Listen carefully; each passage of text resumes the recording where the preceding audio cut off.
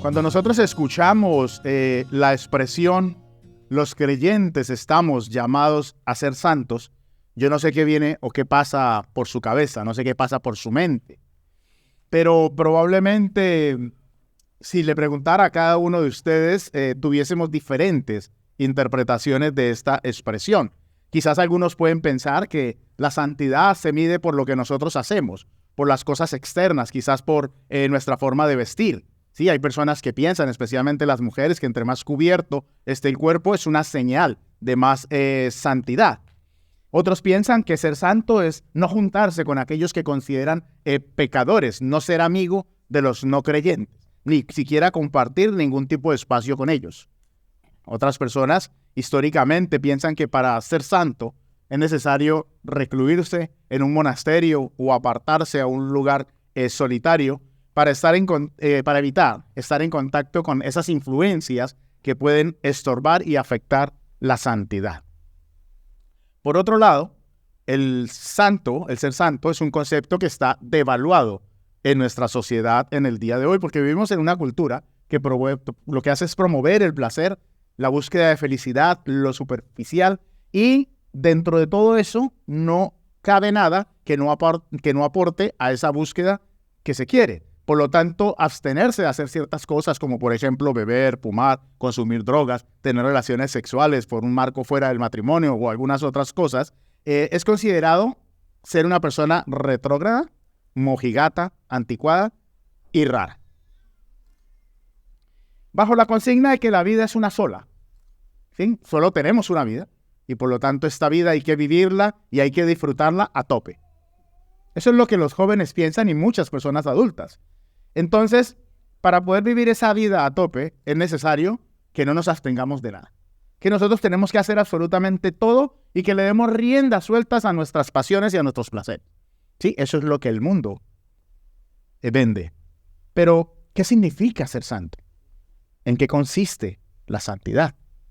¿Es algo que podemos medir quizás? ¿Hay un grado de santidad? Sí, yo soy más santo porque hago esto, o yo soy menos santo porque hago esto otro. ¿Y la santidad es para quién? ¿Quiénes son los llamados a ser santos? Hoy vamos a iniciar una serie nueva. Para los que no saben, en nuestra iglesia Interlondres, nosotros predicamos en serie. Predicamos normalmente libros enteros. Y hoy vamos a iniciar esta nueva serie que hemos titulado Por su gracia, para su gloria. Y está basada en la primera carta de Pablo a la iglesia de Corinto. Y nuestro deseo como predicadores es que todos esos interrogantes, esas preguntas, puedan ser resueltos a lo largo del estudio de esta carta. Veamos primero el contexto sociocultural de la época para poder entender el argumento de la carta. Nosotros tenemos un mapa, ¿sí? Para que ustedes puedan ubicar más o menos dónde se encuentra Corinto. No sé si el mapa estará. Corinto era una ciudad gentil, la más importante de Grecia. Ahí está, Corinto. Ustedes pueden ver que se encuentra en un punto estratégico. Representaban lo mejor y lo peor de la cultura grecorromana. Era una ciudad próspera con riqueza y desarrollo cultural. Por su ubicación geográfica se convirtió en el puerto de los extranjeros y allí llegaban todo tipo de personas con diversas creencias y costumbres. Se vivía un nivel alto de promiscuidad sexual porque en esta ciudad se encontraba el templo de Afrodita, la diosa del amor, del sexo y del placer. Y dentro de las puertas de ese templo se practicaba todo tipo de actos inmorales e idolátricos. Se practicaba la prostitución sagrada, como la llamaban ellos, de las cuales participaban las sacerdotisas del templo. Estamos hablando de Corinto, no estamos hablando de Londres, ni de ninguna otra ciudad actual, pero si vemos el contexto, parece que estuviéramos.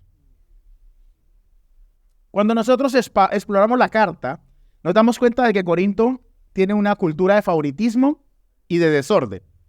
Pero esa cultura se había infiltrado dentro de la iglesia.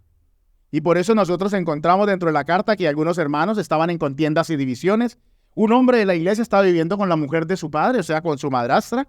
Y eso no era lo peor. Lo peor era que seguía participando de la vida de la iglesia. Había desórdenes a la hora de participar en la cena del Señor. Lo hacían con mala actitud, con glotonería y con egoísmo. se estaban demandando judicialmente entre los hermanos, había pleitos. Algunos creyentes estaban enseñando falsas doctrinas y malas doctrinas acerca del matrimonio y la soltería. Otros decían, comamos y bebamos, que mañana moriremos, aluciendo a que esta vida es solo una y tenemos que hacer lo que queramos porque un día vamos a morir. Y eso es lo que da pie al libertinaje de hoy en día. Yo no sé si usted se puede imaginar lo difícil que resultaba para Pablo escuchar las noticias de lo que estaba pasando en Corinto y con la iglesia de los corintios. Y la preocupación de Pablo era que la iglesia se estaba comportando de una manera totalmente diferente a la que él por 18 meses les había enseñado. Pablo estuvo 18 meses edificando la iglesia, trabajando con ellos todos los días, con cada uno de los hermanos, discipulándolos. Y cuando Pablo se va, estando en su tercer viaje misionero, le llegan estas noticias. Y hoy vamos a desarrollar este primer sermón de nuestra serie en 2 puntos. ¿Sí? Vamos a ver un regalo y vamos a ver un llamado. El primer punto, un regalo para la iglesia de Cristo. Acompáñeme, 1 Corintios, capítulo 1, versículos 1 y la primera parte del versículo 2.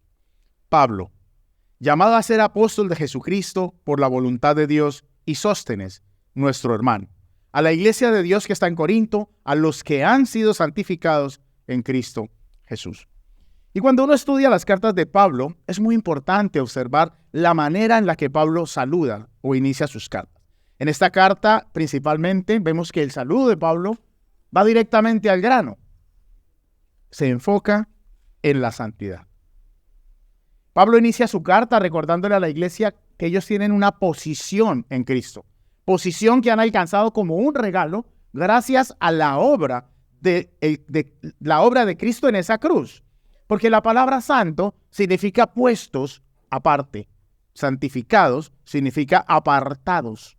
O sea que podemos decir que santificados en Cristo implica que somos un grupo de personas que han sido puestas aparte del resto del mundo gracias a la obra de Cristo en la cruz del Calvario, pero con un propósito. Los creyentes de Corinto habían recibido ese regalo. Habían recibido una santidad que no era de ellos, era una santidad de Cristo. Eran santos o apartados delante de Dios. Y eso implicaba que cuando Dios los miraba, ¿sí? Dios no veía sus pecados, sino que Dios veía la obra de Cristo en ellos. ¿Qué es lo que Dios hace con nosotros? Por eso nosotros no somos destruidos cada vez que pecamos. Por eso es que nosotros podemos permanecer con vida después de pecar. Porque Dios Padre ve la obra de su Hijo en nosotros. Pero a pesar de que la iglesia de Corintios tenía esa nueva posición privilegiada delante de Dios, ellos no estaban viviendo de acuerdo a ese regalo que habían recibido.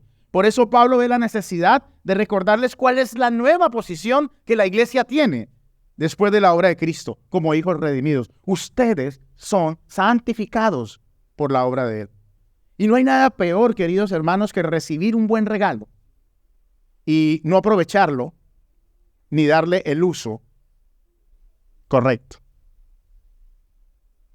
La santificación es un regalo de Dios. Nosotros somos declarados santos, pero es por su gracia.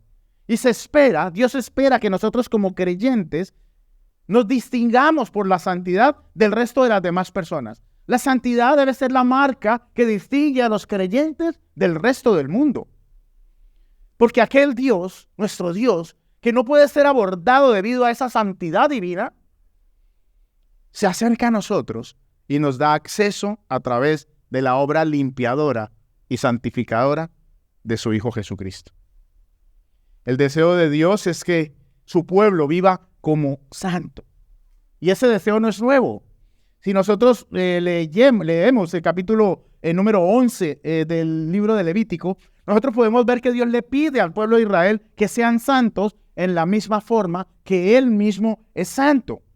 Israel, como pueblo escogido por Dios, tenía que vivir de una manera que reflejara a Dios y su carácter con todos los demás pueblos. Y por eso es que nosotros vemos que Dios hace énfasis en la diferencia que ellos deben tener con las demás personas. Y por eso encontramos pasajes en el Antiguo Testamento donde Dios les dice enfáticamente que no se mezclen con los pueblos circundantes, que no se casen con mujeres extranjeras, que no se unan en yugo desigual, que se abstengan de participar de ciertas prácticas y de comer ciertos alimentos que las demás personas tenían que hacer. Porque las prácticas y todo lo que el pueblo de Israel hace y todo lo que el pueblo de Dios, que somos nosotros parte de él, tenemos que hacer, todo lo que nosotros tenemos que hacer debe ser un reflejo de Dios y de su carácter.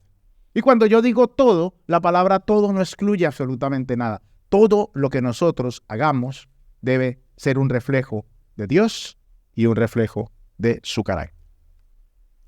Hacemos un mal uso de la santidad cuando nosotros ponemos el énfasis en las prácticas, creyendo que las prácticas son la meta y se nos olvida lo que hay detrás de esas prácticas. Por ejemplo, vestirse bien, ¿sí? No lo hacemos para vestirnos bien. O sea, yo no vengo aquí con una camisa de manga larga y un pantalón, en lugar de venir en chancletas y en pantalón corto con un café en la mano, ¿sí? No porque el fin sea que yo me vista bien, sino que la forma como yo lo hago o el motivo, el fin por el cual yo lo hago es para honrar, glorificar y reflejar a Dios. Si a mí me invitaran a estar en la presencia del rey Don Juan Carlos, yo, Don Juan Carlos, el de España, o Charles, el de aquí, a cualquiera de estos reyes, yo no iría en chancletas, no iría en pantalones cortos y con una camisa, como dice el pastor Oscar, buscapeleas, sin mangas. No iría así. Me presentaría, yo creo que con mi mejor ropa. ¿Cuánto más para venir a la presencia del Señor? Porque el objetivo no es vestirnos bien por vestirnos, sino vestirnos bien para honrar, glorificar y reflejar a Dios. Las mujeres se visten bien, sin escotes, sin transparencias, no porque se tengan que vestir así, lo hacen para que con su forma de vestir puedan honrar también a Dios. Por lo tanto, Israel, o para el pueblo de Israel, ser santo como Dios lo era, significaba vivir apartados en su ética y en sus prioridades para mostrar con su modo de vida quién era Dios. Entender la tensión entre la iglesia y la ciudad donde se encuentra la iglesia es muy importante. Y es por eso que nosotros debemos preguntarnos todos los días, ¿estoy influenciando a mi ciudad o la ciudad me está influenciando a mí? Esto es una muy buena pregunta. Jesús explicó a sus discípulos este concepto que es básico de la santidad. En Juan capítulo 17, versículos 15 y 16, cuando ora al Padre y le dice, no te ruego que los saques del mundo, sino que los guardes del maligno. Ellos no son del mundo, como tampoco yo soy del mundo. Jesús ora al Padre pidiendo por sus discípulos que los libre del maligno, mientras que ellos permanecen en el mundo. Nosotros estamos en este mundo, queridos hermanos, pero no pertenecemos al mundo, no somos del mundo. Dicho de otra manera, nosotros vivimos en un mundo, en este mundo que es caído, un mundo que está lleno de pecado y de maldad, pero como pueblo de Dios debemos vivir de una forma que reflejemos la santidad de Dios. Para Jesús no fue necesario vivir en un lugar fuera, alejado, para poder reflejar la santidad. Por lo tanto, nosotros como hijos de Dios no necesitamos retirarnos. Podemos reflejar la santidad de Dios en el entorno en el que nosotros nos encontramos. Claro que podemos. Porque cuando nosotros somos encontrados por Jesús, somos traídos a su casa. Somos justificados por su sangre. Somos hechos santos. Y no por nosotros, porque usted y yo no hizo absolutamente nada, sino por la justicia de Cristo. Y esta era la nueva realidad de los creyentes, tanto de la iglesia de Corinto, como todos aquellos que hemos entregado nuestra vida al Señor, los cuales estamos obviamente incluidos nosotros. Sin embargo, a pesar de que nosotros hemos sido hechos santos, hemos sido santificados, hemos recibido ese gran regalo de la santificación, el pecado sigue siendo una experiencia diaria con la que nosotros luchamos. Y Pablo nos recuerda que somos santos, apartados por Dios con un propósito, pero con una necesidad continua de arrepentimiento y de perdón. Entonces no hay nada más que nos pueda hacer santos, que nos pueda justificar cada día de nuestro pecado, que la obra de Cristo. No hay otra cosa. No hay penitencias, no hay absolutamente nada que nosotros podamos hacer, excepto lo que Cristo hizo. Es vital para nosotros los creyentes estar recordando todos los días que la posición que hoy tenemos en Cristo es solo por su gracia, un regalo. Somos santificados por el Espíritu Santo para que todo, escuche bien, para que todo lo que hagamos le dé la gloria solo a Dios. El segundo punto es un llamado para la iglesia. Continuamos en el capítulo 1 de 1 Corintios, la segunda parte del versículo 2. Llamados a ser santos, con todos los que en cualquier parte invocan el nombre de nuestro Señor Jesucristo, Señor de ellos y nuestro. Después de que Pablo les recuerda cuál es la posición que la iglesia tiene, la posición que habían alcanzado en Cristo, gracias a ese regalo de la santificación, Pablo les recuerda cuál es el llamado que tienen desde esa posición. ¿Cuál es el propósito por el cual hemos sido santificados? Porque sería lógico pensar que no hemos sido santificados porque sí, para nada, de ninguna manera. Porque siempre Dios tiene un propósito absolutamente con todo. Y el propósito de la santificación y el llamado para su iglesia es vivir en esa santidad que le ha sido otorgada. Y esto parece una contradicción porque podemos pensar que ¿cómo así? O sea, somos santos, pero seguimos pecando. Yo no sé si algún día se lo han preguntado, pero si no, pregúntenselo hoy. ¿Cómo podemos entender el hecho de que somos santos? ¿Y cómo creen ustedes que lo pudieron entender los corintios? Y la respuesta está en la santificación. Porque la santificación es un proceso en el cual nosotros como creyentes participamos activamente. Todos aquellos que hemos sido apartados por Dios tenemos que participar.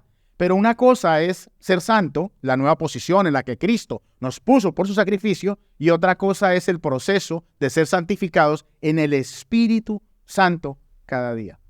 En otras palabras, la santificación es el medio que Dios usa, pero la santidad es el fin al que tenemos que llegar todos los creyentes. Lo primero que debemos entender es que solo dejaremos de pecar el día que seamos glorificados. Es decir, el día cuando estemos en la presencia del Señor por la eternidad. Eso es muy importante, porque de esa manera nosotros podemos entender que la santificación es la herramienta que nos ayuda a lidiar con el pecado mientras ese día llega. La santificación es la obra del Espíritu Santo en nosotros, lo cual no nos quita la responsabilidad de esforzarnos en el poder de Dios y por la gracia vivir una vida santa. O sea, no es que como la santificación es la obra del Espíritu Santo, yo me siento, vivo mi vida como yo quiero, hago lo que yo quiero, y entonces si yo estoy obrando mal es culpa del Espíritu Santo, porque no ha hecho su obra. No. O sea, es una obra donde el Espíritu Santo trabaja en nosotros, pero nosotros tenemos que trabajar activamente. ¿Y cómo lo explica Pablo en esta carta? Vamos a adelantarnos un poco al capítulo 3, versículo 18, en la segunda carta que Pablo le envía, en 2 Corintios capítulo 3, versículo 18, o sea, nos vamos a adelantar bastante. Pero nosotros todos, con el rostro descubierto, contemplando como en un espejo la gloria del Señor, estamos siendo transformados en la misma imagen de gloria en gloria, como por el Señor, el Espíritu. Esta transformación de la que está hablando Pablo ocurre en nosotros a través del poder de la palabra de Dios, en la oración, en el compartir con otros creyentes y en la adoración comunitaria. Es por esto que nosotros estamos llamados no solo a reflejar la santidad de Dios como individuos, sino también a hacerlo como comunidad. Como comunidad. Israel estaba llamada a ser santa en conjunto. Era todo el pueblo que tenía que participar en todos los ritos y las fiestas de santificación, no cada uno por separado. Por esa razón es que el pecado de nuestro hermano nos afecta a nosotros, porque ambos estamos o hacemos parte del mismo cuerpo. Y como cuerpo somos llamados también a ser santos en comunidad. Los creyentes que no participan en la vida de comunidad tienen menos posibilidades de crecer en santidad. Se lo voy a repetir. Los creyentes que no participan de la vida en comunidad tienen menos posibilidades de crecer en santidad, porque este llamado se refleja y se fortalece cuando estamos juntos y no aislados. Y esa es una de las grandes importancias que tiene el hecho de congregarnos. Si Dios no esperara de nosotros que doblegáramos nuestra voluntad, que participáramos activamente, sino que fuese solamente una obra del Espíritu Santo, entonces la Biblia no sería enfática en mandamientos como, por ejemplo, que nos despojemos del viejo hombre, que nos vistamos de la armadura de Dios, que huyamos de la inmoralidad, que no participemos de las obras infructuosas de las tinieblas, que huyamos de las pasiones juveniles, que resistamos al diablo. O sea, todos esos son acciones que nosotros debemos hacer. No son acciones que las va a hacer el Espíritu Santo por nosotros. No nos va a agarrar de la mano para que nosotros huyamos de la tentación. Es algo que nosotros tenemos que hacer, pero lo hacemos en el poder del Espíritu Santo. Por eso, la santificación requiere de nuestra participación activa. Es activa y también es intencional, porque nosotros tenemos que rendir nuestra vida a Dios. Tenemos que, en esa santificación, en ese proceso de santificación, ser dirigidos por el Espíritu Santo. Y es allí donde está el problema, en que no queremos doblegar nuestra voluntad a Dios. Ese es el problema, porque llevamos años asistiendo a la iglesia. Nuestra vida sigue exactamente igual. Y hemos escuchado una gran cantidad de sermones y seguimos actuando de la misma forma. Y el problema no es de la palabra de Dios, porque aquí se predica la palabra de Dios. La palabra de Dios es buena. La palabra de Dios edifica. La palabra de Dios nunca vuelve vacía, sino que el problema es un problema de nuestro corazón. Porque nosotros estamos cómodos en nuestra vida de pecado. Estamos cómodos en la vida que estamos llevando y cómodos jugando a la iglesia. Venimos a la iglesia los domingos y salimos de la iglesia y empezamos a hacer las cosas que hace el mundo. Empezamos a comportarnos de la misma manera que el mundo se comporta. Y entonces deberíamos cuestionarnos si nosotros no vivimos de acuerdo a ese regalo de la santidad. Si nosotros no vivimos nuestra vida, no está reflejando el ser santos, apartados por Dios. ¿Será que no hemos nacido de nuevo? ¿Será que no hemos entregado nuestra vida a Cristo? Y nos estamos engañando a nosotros mismos. A Él no lo vamos a poder engañar. Nos engañamos a nosotros mismos, participamos de las cosas del mundo que no edifican. No queremos perdonar las ofensas. No queremos pedir perdón. No estamos luchando para mejorar nuestro carácter. Porque no puede ser que un cónyuge se enoje y permita que el sol se ponga sobre su enojo.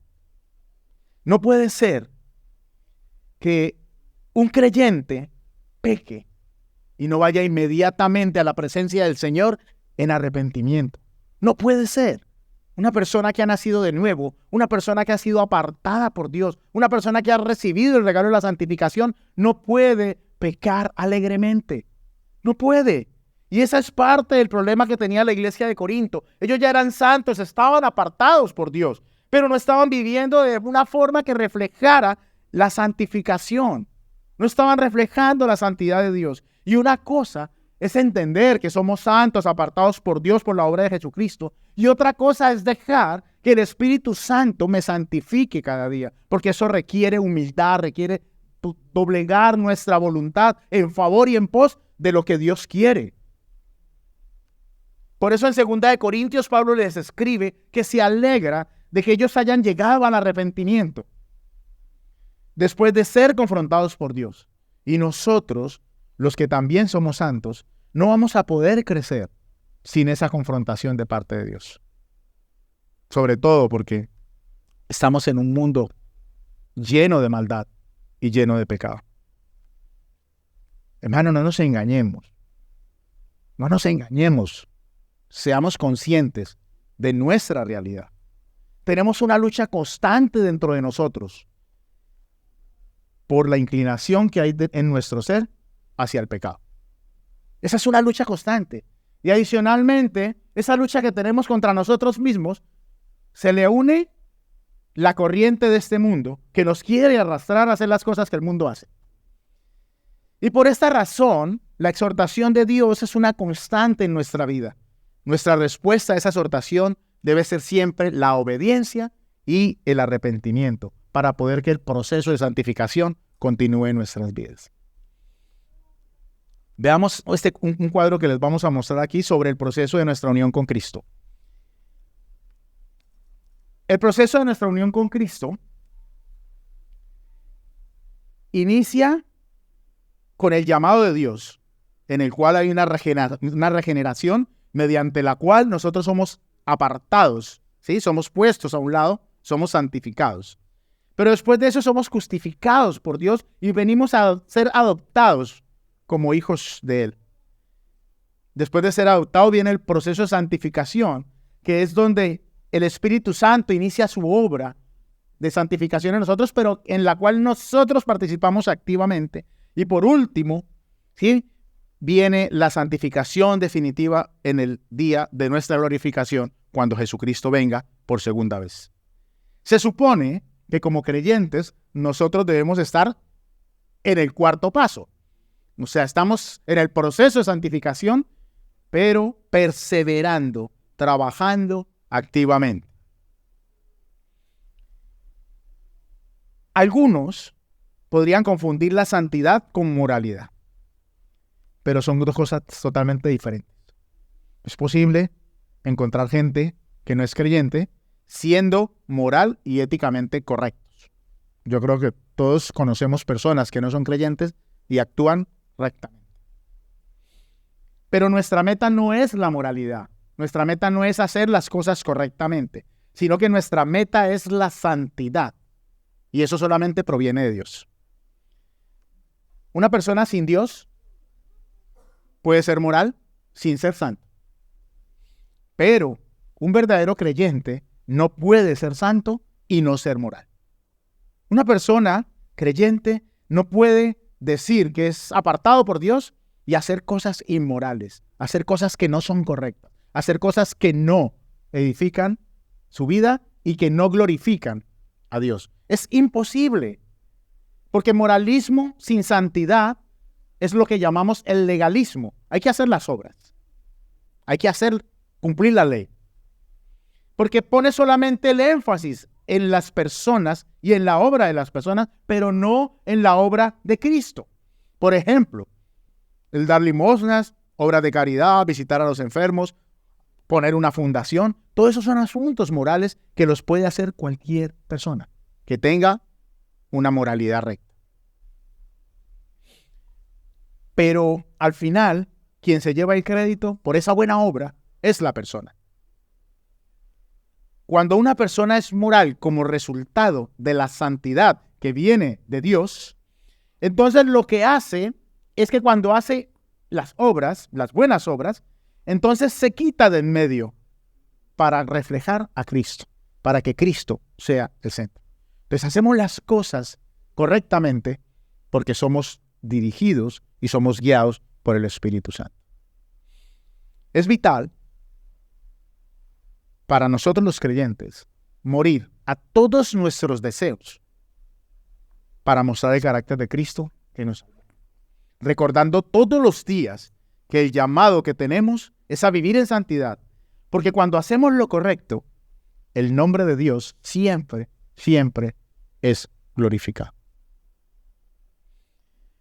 Podemos concluir entonces que la primera carta a los Corintios nos da pautas para comprender más a fondo cómo la santidad de Dios se refleja en todas las áreas de nuestra vida. La santidad es un regalo y a través de ese regalo Dios nos transforma, porque Dios nos llama a vivir en santidad porque tenemos que vivirla sobre la base de lo que ya somos.